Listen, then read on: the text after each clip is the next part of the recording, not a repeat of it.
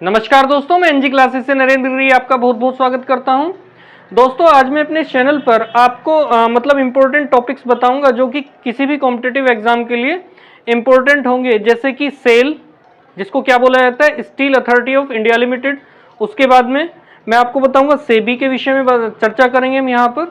सेबी जिसकी full form क्या होती है, security exchange board of India, जिसको हिंदी में क्या बोलते हैं, भारतीय प्रतिभूति एवं विनिमय board.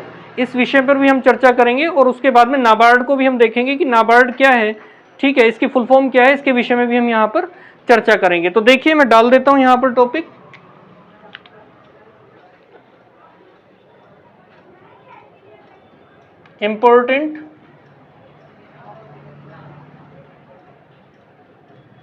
Important topics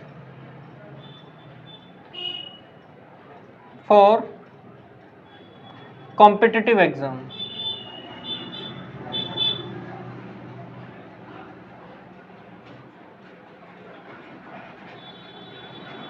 for competitive exams. तो देखिए, यहां पर सबसे पहला जो टॉपिक मैं ले रहा हूं यहां पर,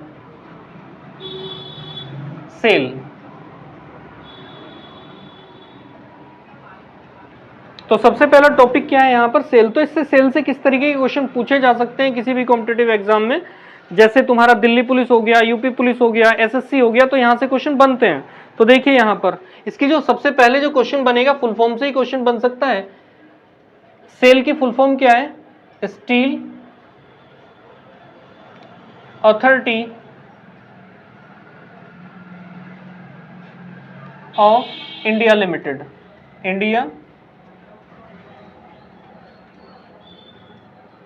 steel authority of India limited क्या है, सेल की फुल फॉर्म है। उसके बाद में देखते हैं कि सेल की स्थापना कब हुई थी। उसके बाद में देख लेते हैं कि इसका मुख्यालय कहां पर है और इसके वर्तमान में क्या है, अध्यक्ष कौन है। तो देखिए यहां पर दूसरा जो यहां से मैं लिखना चाह रहा हूं, यहां पर मुख्यालय, सबसे पहले स्थापना के विषय में चर्चा करता हूं। स्थापना, देखिए सेल की जो स्थापना हुई थी वो हुई थी 1954 में। 1954 में किसकी स्थापना हुई थी, सेल की स्थापना हुई थी, steel authority of India limited, ठीक है। और कब हुई थी कि यहां पर मैं आपको बताना चाह रहा हूं कि एक पंचवर्षीय योजना टॉपिक भी मैं कराऊंगा अपनी इस वीडियो में तो नहीं, लेकिन आगे जो वीडियो बनाऊंगा पंचवर्षीय योजना के संबंध में ही बनाऊंगा, योजना आयोग के विषय में, ठीक है।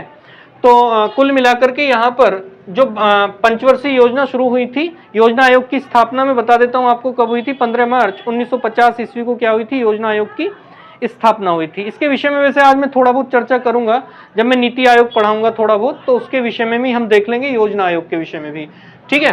तो 1954 में किसकी स्थापना हुई थी, सेल की स्थापना हुई थी। तो क्वेश्चन कभी कभी ये बन जाता है कि सेल अर्थात steel authority of India limited की स्थापना किस पंचवर्षीय योजना के दौरान हुई थी। तो देखिए, पंचवर्षीय योजनाओं की जो शुरुआत भारत में हुई थी वो हुई थी 1951 में। कब हुई थी, 1951 में। 1951 में प्रथम पंचवर्षीय योजना स्टार्ट होकर के 1956 तक चली थी। तो 1954 यहां पर लिखा हुआ है, तो 1954 किस पंचवर्षीय योजना के दौरान आ जाएगा, तो प्रथम पंचवर्षीय योजना के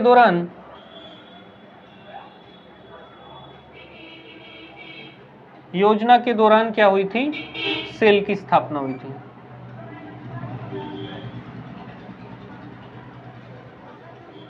चलिए आगे, अब देखो आगे मैं बता देता हूं आपको कि इसका जो मुख्यालय वो कहां पर है। मुख्यालय से क्वेश्चन पूछ लिया जाता है, तो मुख्यालय जो सेल का मुख्यालय वो कहां पर है, नई दिल्ली। कहां पर है, नई दिल्ली। नई दिल्ली में कहा क्या है, सेल का मुख्यालय। उसके बाद में इसके जो वर्तमान में अध्यक्ष हैं वो कौन है, वर्तमान अध्यक्ष, जो इसके वर्तमान में अध्यक्ष हैं वो है अमरेंदु प्रकाश। कौन है, अमरेंदु प्रकाश।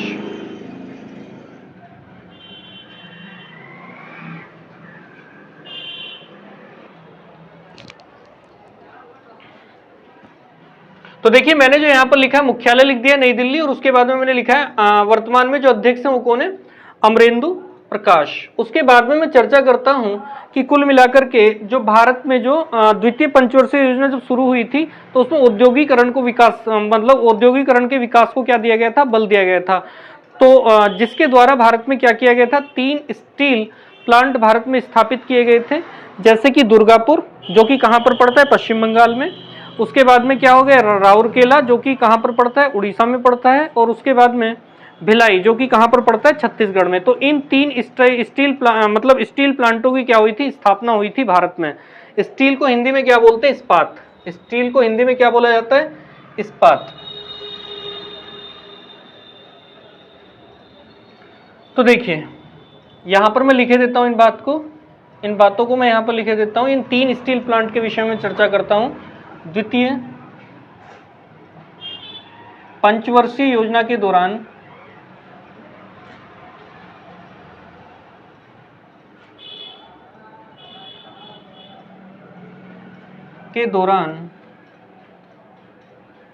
भारत में 3 स्टील प्लांट स्थापित किए गए थे।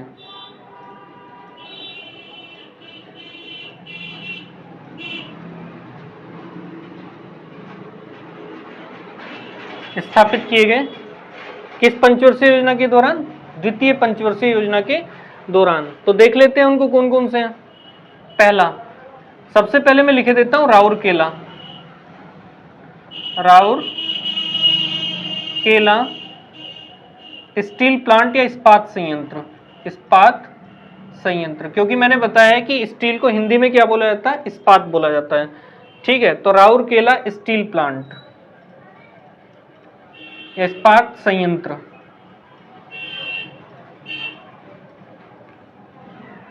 तो ये कहां पर है, राउरकेला जो जगह पड़ती है वो कहां पर है, राउरकेला है जगह कहां पर, उड़ीसा में।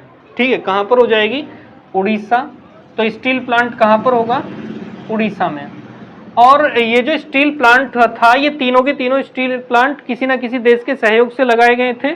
ठीक है, तो ये जो राउरकेला जो इस्पात संयंत्र है, ये किसके सहयोग से लगाया गया था, अर्थात किस देश के सहयोग से लगाया गया था, तो ये लगाया गया था जर्मनी के सहयोग से। किसके सहयोग से लगाया गया था, जर्मनी के सहयोग से।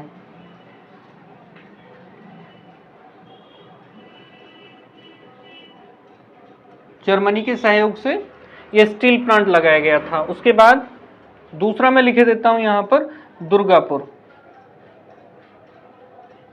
दुर्गापुर इस्पात संयंत्र।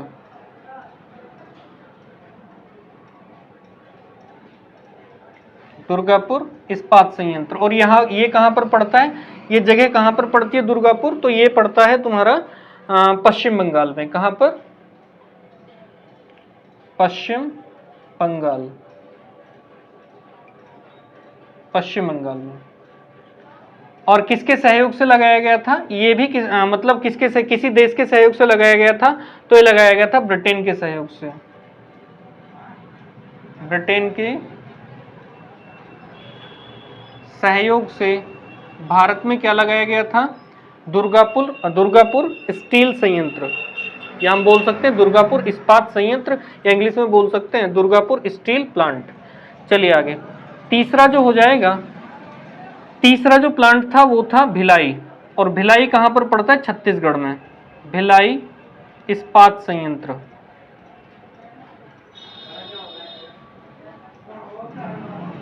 भिलाई इस्पात संयंत्र, और ये कहां पर पड़ता है, छत्तीसगढ़ में। छत्तीसगढ़, ठीक है, छत्तीसगढ़ में। और ये किसके सहयोग से लगा था, सोवियत संघ, सोवियत संघ के सहयोग से छत्तीसगढ़ के भिलाई में क्या लगाया गया था, क्या स्थापित किया गया था, भिलाई इस्पात संयंत्र।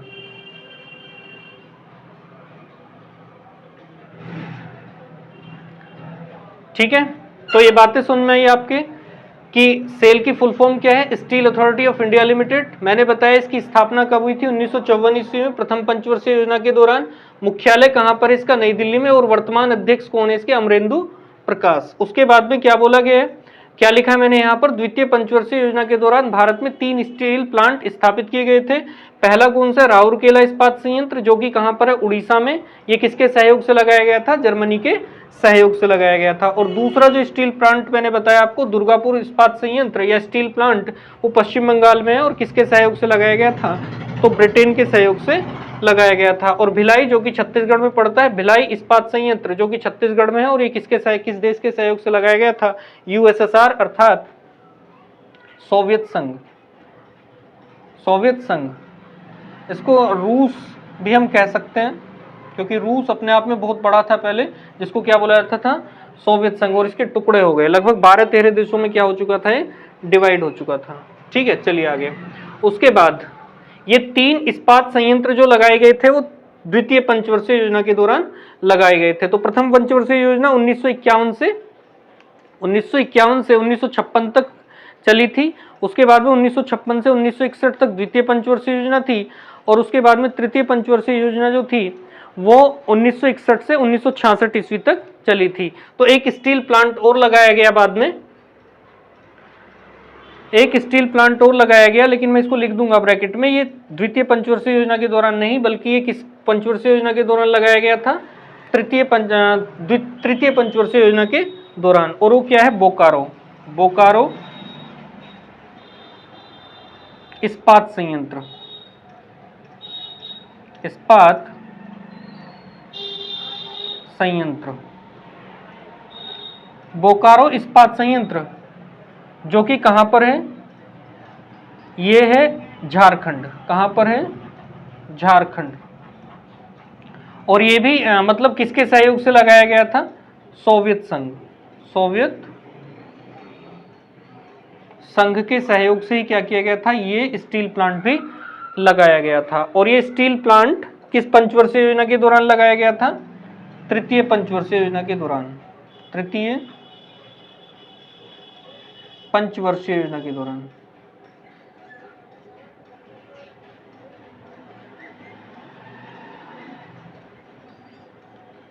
तृतीय पंचवर्षीय योजना के दौरान क्या लगाया गया था, झारखंड के बोकारो में क्या लगाया गया था, बोकारो इस्पात संयंत्र, या हम बोल सकते हैं बोकारो स्टील प्लांट, किस देश के सहयोग से लगाया गया था, सोवियत संघ। और कहां पर, झारखंड में। ठीक है, और कब लगाया गया था, 1964, 1964 में क्या किया गया था, बोकारो स्टील प्लांट की क्या की गई थी, स्थापना की गई थी। उसके बाद में देखिए, अब स्टील से कुछ क्वेश्चन मैं आपको बता देता हूं, या हाँ, स्टील से मैं क्वेश्चन आपको बता देता हूं कि स्टील के विषय में किस तरीके से क्वेश्चन बन सकते हैं। सबसे पहला क्वेश्चन तो यही है कि स्टील की प्रत्यास्थता सबसे ज्यादा होती है। ठीक है, तो सबसे पहले मैं लिख देता हूं नोट पॉइंट में यहां पर,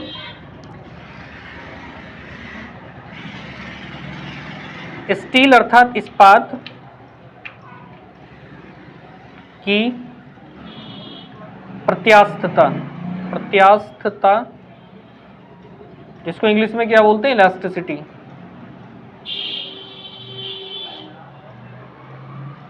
सर्वाधिक होती है। ये क्वेश्चन कई बार पेपर में आया हुआ है, सर्वाधिक होती है।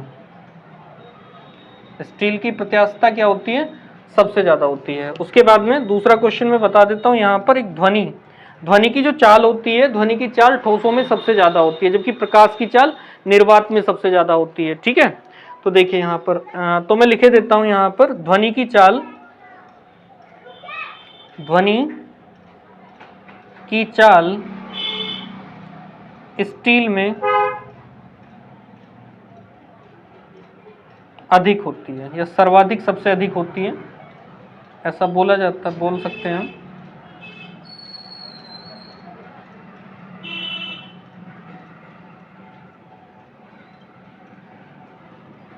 होती है। एक ध्वनि के विषय में मैं आपको बता देता हूं कि ध्वनि के विषय में क्वेश्चन बन जाता है कि ध्वनि किस प्रकार की तरंग है। तो ध्वनि किस प्रकार की तरंग है, ध्वनि हो जाएगी अनुदैर्ध्य तरंग।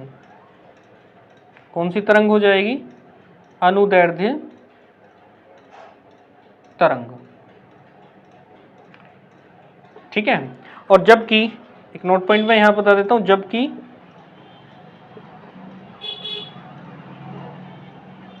नोट पॉइंट, जबकि प्रकाश प्रकाश अनुप्रस्थ तरंग है। कैसी तरंग हो जाएगी? अनुप्रस्थ।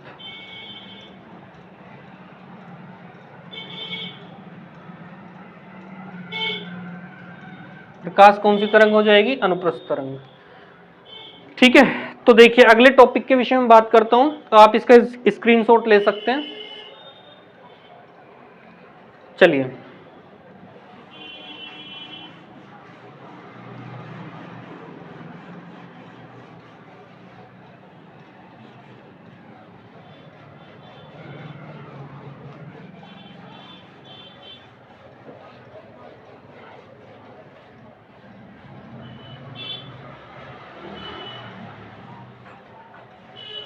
अगला टॉपिक मैं ले लेता हूं सेबी। कौन सा topic? SEBI.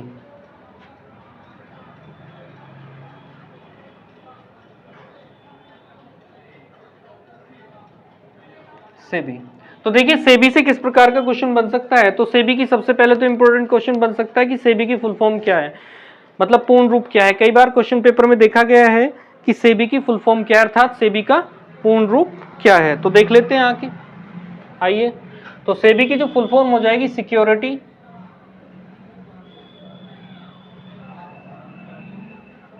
Exchange board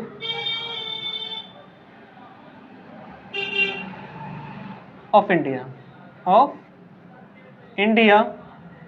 security exchange board of India किसकी फुल फॉर्म है? सेबी की फुल फॉर्म है। इसको हिंदी में क्या बोलते हैं? हिंदी में बोलते हैं भारतीय प्रतिभूति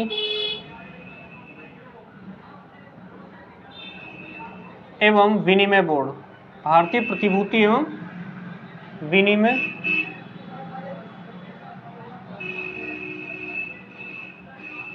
बोर्ड क्या है? सेबी की हिंदी में फुल फॉर्म हो जाएगी। हिंदी में इसका पूर्ण रूप क्या है? भारतीय प्रतिभूति एवं विनिमय बोर्ड।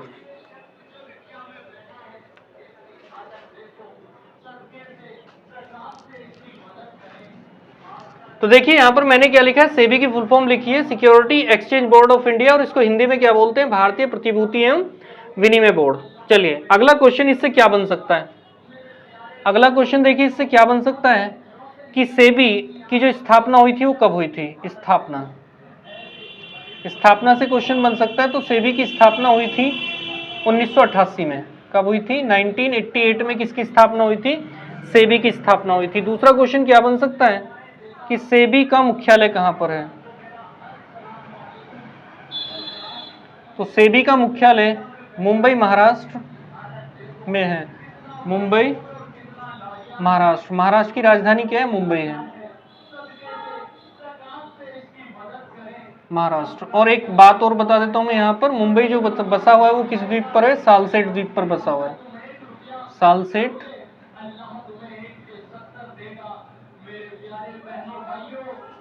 द्वीप पर बसा है।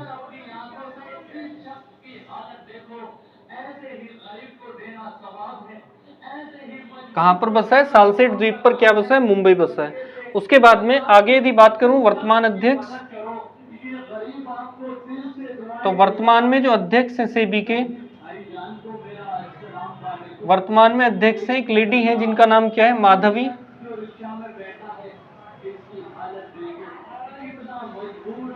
पुरी बुच। कौन है? सेबी की वर्तमान अध्यक्ष हैं। ठीक है, तो देखिए मैं बताना चाह रहा हूं कि सेबी जो है, जो भारत के शेयर मार्केट हैं उन पर क्या करता है? कंट्रोल करता है। कौन? सेबी। सेबी किसके ऊपर कंट्रोल करता है? जो भारत के क्या है शेयर मार्केट हैं उन पर क्या करता है? सेबी कंट्रोल करके रखता है। चलिए आगे। तो ये क्या था? सेबी था। उसके बाद में हम चर्चा कर लेते हैं, तीसरा हमारा टॉपिक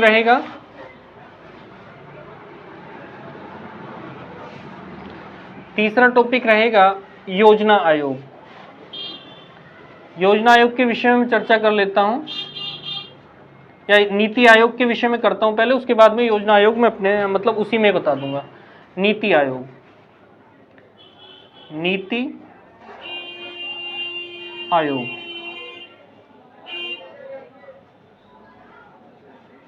नीति आयोग। तो सबसे पहले जो क्वेश्चन बन जाता है नीति की फुल फॉर्म से, नीति की फुल फॉर्म क्या है इसके विषय में हम चर्चा करते हैं पूर्ण रूप। तो नीति की जो फुल फॉर्म है वो क्या हो जाएगी, नेशनल इंस्टीट्यूशन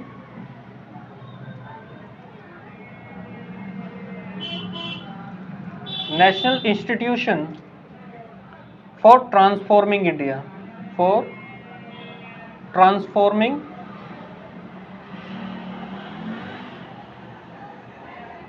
इंडिया। ये किसकी फुल फॉर्म है, ये नीति की फुल फॉर्म है, ठीक है, नीति आयोग। तो इसकी फुल फॉर्म क्या हो जाएगी, national institution for transforming India. उसके बाद में मैं बात कर लेता हूँ नीति आयोग की जो स्थापना हुई थी वो कब हुई थी, स्थापना। तो नीति आयोग की जो स्थापना हुई है वो कब हुई है, 1 जनवरी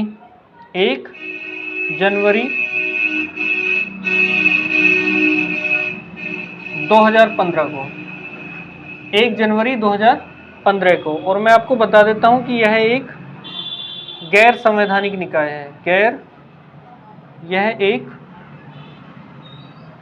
गैर संवैधानिक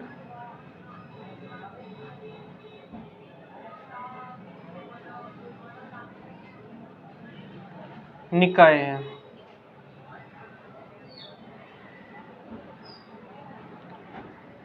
देखिए गैर संवैधानिक निकाय क्या होता है, एक ऐसा निकाय अर्थात एक ऐसी बॉडी जिसका जिक्र संविधान में नहीं किया गया है, जिसके लिए संविधान में किसी भाग को नहीं जोड़ा गया है, ना ही कोई आर्टिकल इसके लिए भारतीय संविधान में जोड़े गए हैं। तो कुल मिलाकर ये क्या हो जाएगा, एक गैर संवैधानिक निकाय। गैर संवैधानिक का मतलब मैंने आपको बताया जिसका जिक्र संविधान में नहीं है। उसके बाद में आपको बता देता हूं कि ये जो है मतलब नीति आयोग जो है ये कुल मिलाकर के योजना आयोग का ही बदला हुआ रूप है, ठीक है ना। यह है योजना आयोग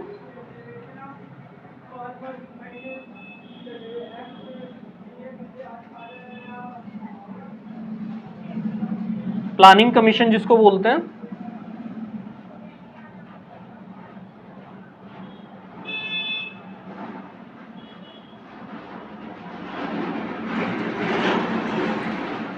का बदला हुआ रूप है।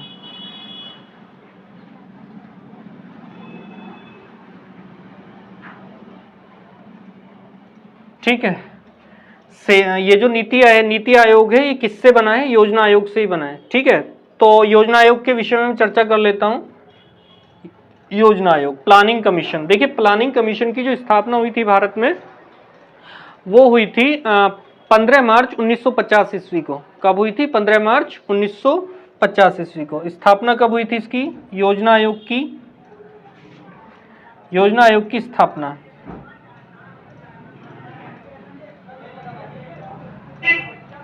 स्थापना हुई थी 15 मार्च 1950 को। कब हुई थी, 15 मार्च 1950 को। और ये भी क्या थी, गैर संवैधानिक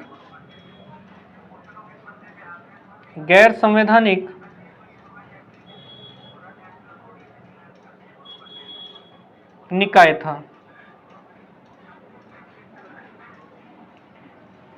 था। मैंने अभी ऊपर चर्चा की है कि इसी के स्थान पर किसकी स्थापना की गई है, नीति आयोग की स्थापना की गई है। तो ये क्या करता था, देश के लिए 5 वर्षों के लिए क्या करता था, देश के विकास के लिए 5 वर्षों के लिए क्या करता था, योजनाओं की मतलब योजनाएं बनाता था, प्लान करता था देश को किस तरीके से आगे बढ़ाना है, चलाना है, उसके विकास के विषय में क्या बनाता था, ये योजना बनाता था। और इसका जो अध्यक्ष होता था वो प्रधानमंत्री। अध्यक्ष कौन होता था, अध्यक्ष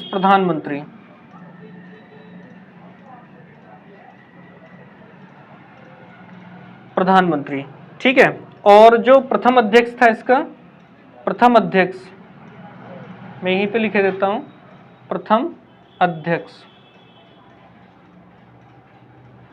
तो पहले देश के प्रधानमंत्री कौन थे, पंडित जवाहरलाल नेहरू। जवाहरलाल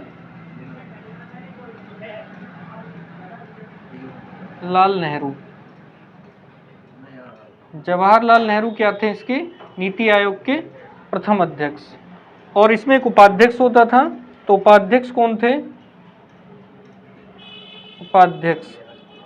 तो उपाध्यक्ष थे योजना आयोग के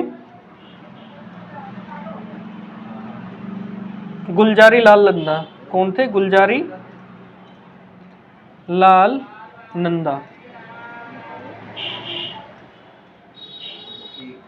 देखिए, गुलजारी लाल नंदा के विषय में एक बात बता देता हूं कि गुलजारी लाल नंदा भारत के क्या हैं, 2 बार प्रधानमंत्री बने थे, लेकिन दोनों के दोनों बार कार्यवाहक प्रधानमंत्री के रूप में इनको अपॉइंट किया गया था। सबसे पहली बार जब 1964 ईस्वी में पंडित जवाहरलाल नेहरू की मृत्यु हुई थी, तो उसके तुरंत बाद गुलजारी लाल नंदा को कार्यवाहक प्रधानमंत्री के रूप में नियुक्त किया गया था। उसके बाद जब देश के दूसरे प्रधानमंत्री लाल बहादुर शास्त्री की मृत्यु उज्बेकिस्तान के ताशकंद में हुई थी, ठीक है, तो तब भी क्या किया गया था, गुलजारी लाल नंदा को ही क्या बनाया गया था, कार्यवाहक प्रधानमंत्री के रूप में नियुक्त किया गया था। ठीक है, मैं लिखे भी देता हूं यहां पर, कार्यवाहक प्रधानमंत्री।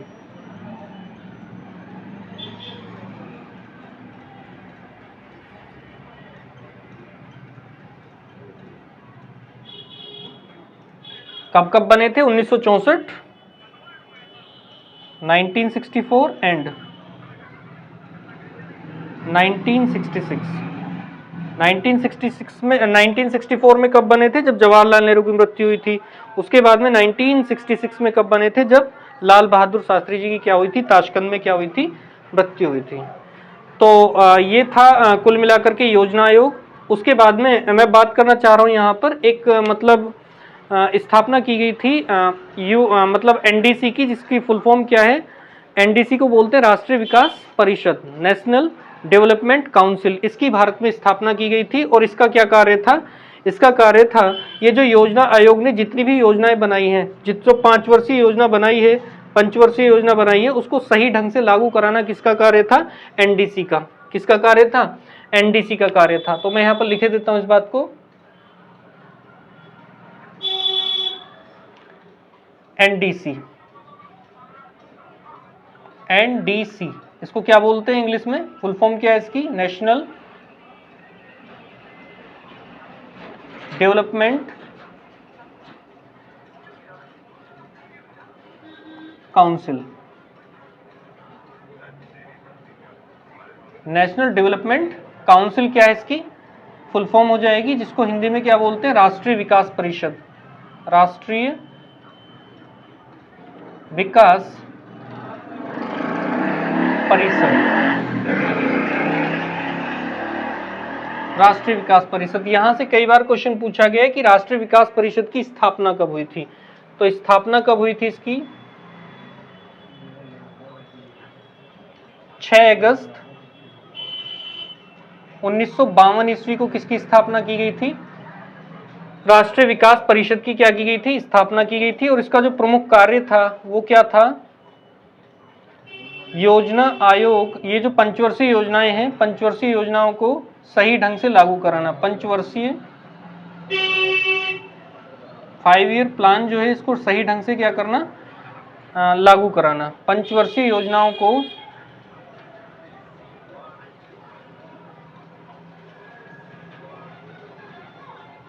सही ढंग से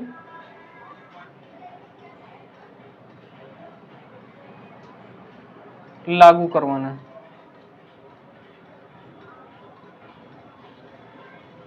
किसका कार्य था? एनडीसी का। कई बार क्वेश्चन पूछा गया, एनडीसी की फुल फॉर्म से भी क्वेश्चन बना हुआ है कि एनडीसी की फुल फॉर्म क्या है? नेशनल डेवलपमेंट काउंसिल, जिसको हिंदी में क्या बोलते हैं? राष्ट्रीय विकास परिषद। और इसकी स्थापना से कई बार क्वेश्चन पूछा गया है कि स्थापना एनडीसी की कब हुई थी? तो 6 अगस्त 1952 को। और इसका कार्य क्या है?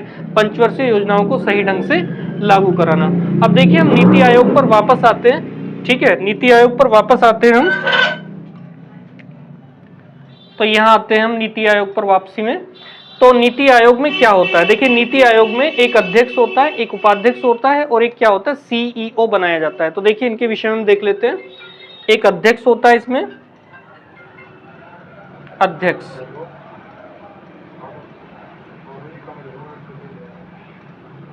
अध्यक्ष, तो अध्यक्ष कौन होता है? जैसे योजना आयोग का अध्यक्ष कौन होता था? प्रधानमंत्री। तो इसी प्रकार से क्या है कि जो नीति आयोग है उसके अध्यक्ष भी कौन होते हैं? प्रधानमंत्री ही होते हैं। प्रधानमंत्री।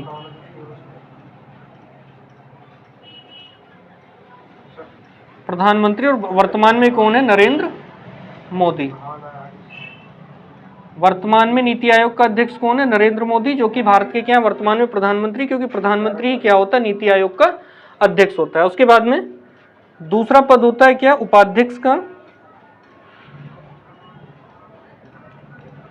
तो नीति आयोग के जो उपाध्यक्ष हैं वर्तमान में, यहां से क्वेश्चन बन सकता है, तो सुमन के बेरी। तो वर्तमान में जो नीति आयोग के उपाध्यक्ष हैं वो कौन है? सुमन के बेरी। सुमन के बेरी वर्तमान में कौन है? नीति आयोग के उपाध्यक्ष हैं। और एक क्वेश्चन बन सकता है सीईओ,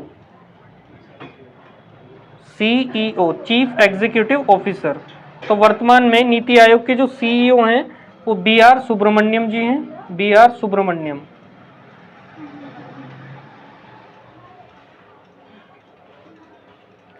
बी.आर. सुब्रमण्यम। तो देखिए नीति आयोग के विषय में मैंने चर्चा की है यहाँ पर। इसकी जो फुल फॉर्म होती है national institution for transforming India. उसके बाद में जो इसकी स्थापना हुई थी 1 जनवरी 2015 को, और मैंने बताया है क्या है? गैर संवैधानिक निकाय है, अर्थात इसकी संविधान में चर्चा नहीं है, संविधान में इसके लिए कोई भाग अलग से नहीं जोड़ा गया है। उसके बाद में क्या है? यह योजना आयोग का ही बदला हुआ रूप है। तो योजना आयोग के विषय में मैंने आपको बताया, योजना आयोग की स्थापना कब हुई थी? 15 मार्च 1950 ईस्वी को हुई थी। और यह भी क्या था? एक गैर संवैधानिक निकाय था। अध्यक्ष कौन होते थे? इसके प्रधानमंत्री होते थे। और प्रथम अध्यक्ष कौन थे? जवाहरलाल नेहरू, क्योंकि जवाहरलाल नेहरू क्या थे? देश के पहले प्रधानमंत्री थे। उसके बाद में उपाध्यक्ष कौन थे? गुलजारी लाल नंदा। और गुलजारी लाल नंदा के विषय में मैंने आपको 2 बातें बताई यहाँ पर कि कार्यवाहक प्रधानमंत्री रहे हैं 2 बार, एक बार 1964 ईस्वी में और एक बार कब रहे हैं? 1966 ईस्वी में। 1964 में जब जवाहरलाल नेहरू जी की मृत्यु हुई थी तब इनको कार्यवाहक प्रधानमंत्री के रूप में अपॉइंट किया गया था। उसके बाद में 1966 ईस्वी में जब लाल बहादुर शास्त्री जी की उज्बेकिस्तान के ताशकंद में क्या हुई थी? मृत्यु हुई थी, तब भी इन्हीं को क्या बनाया गया था? कार्यवाहक प्रधानमंत्री बनाया गया था। फिर मैंने आपको बताया कि नीति आयोग का जो अध्यक्ष होता है वो प्रधानमंत्री होता है। और वर्तमान में जो नीति आयोग के अध्यक्ष हैं वो कौन है? नरेंद्र मोदी। इसमें एक उपाध्यक्ष होता है और वर्तमान में जो उपाध्यक्ष है नीति आयोग के वो कौन हो जाएंगे? सुमन के बेरी। उसके बाद में सीईओ भी होता है, चीफ एग्जीक्यूटिव ऑफिसर होता है नीति आयोग में। और वर्तमान में जो ये है, ये व्यक्ति कौन है? बी.आर. सुब्रमण्यम। उसके ऊपर मैंने आपको सेबी के विषय में बताया, यहाँ से क्वेश्चन बन सकते हैं। सेबी की फुल फॉर्म से क्वेश्चन बन सकता है कि सेबी की फुल फॉर्म क्या है? Security exchange board of India. इसको हिंदी में क्या बोलते हैं? भारतीय प्रतिभूति एवं विनिमय बोर्ड। और इसकी स्थापना कब हुई थी? 1988 में हुई थी। और सालसेट द्वीप पर मुंबई बसा हुआ है, क्योंकि इसका मुख्यालय कहाँ पर है? मुंबई में है। और मुंबई के विषय में एक खास बात मैंने आपको बताई है कि सालसेट द्वीप पर क्या है? मुंबई बसा हुआ है। उसके बाद में वर्तमान अध्यक्ष कौन है सेबी के? माधवीपुरी बुच। इधर मैंने आपको बताया था एनडीसी। एनडीसी क्या है? एनडीसी की फुल फॉर्म के बारे में मैंने आपको बताया इंग्लिश और हिंदी दोनों में। नेशनल डेवलपमेंट काउंसिल क्या है? एनडीसी की फुल फॉर्म हो जाएगी। उसके बाद में राष्ट्रीय विकास परिषद, इसको क्या बोला जाता है? हिंदी में बोलता है, इसका पूर्ण रूप हो जाएगा। इसकी स्थापना जो हुई थी 6 अगस्त 1952 ईस्वी को हुई थी। और इसका जो कार्य है वो पंचवर्षीय योजनाएं जो बनाई जाती थी उनको सही ढंग से लागू कराना था। तो दोस्तों मैं आशा करता हूं कि ये वीडियो आपको पसंद आया होगा, क्योंकि ये वीडियो किसी भी कॉम्पिटिटिव एग्जाम के लिए मोस्ट इंपोर्टेंट साबित होगा, क्योंकि यहाँ से क्वेश्चन पूछे जाते हैं। धन्यवाद।